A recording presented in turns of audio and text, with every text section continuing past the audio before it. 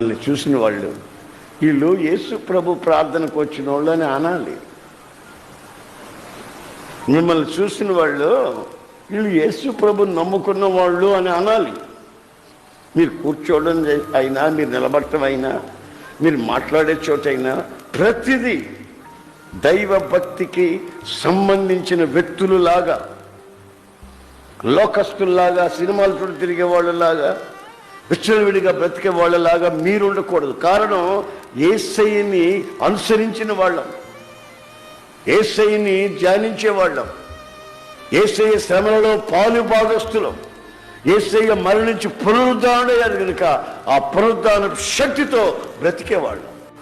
మిమ్మల్ని చూసిన ప్రతి ఒక్కరు ఆఫీసులో కానీ, కాలేజీలో కానీ, స్కూల్లో కానీ, పనిచేస్తున్న చోటే కానీ, పొలంలో కానీ చూసిన ప్రతి ఒక్కరు వాళ్ళ పద్ధతే వేరండి.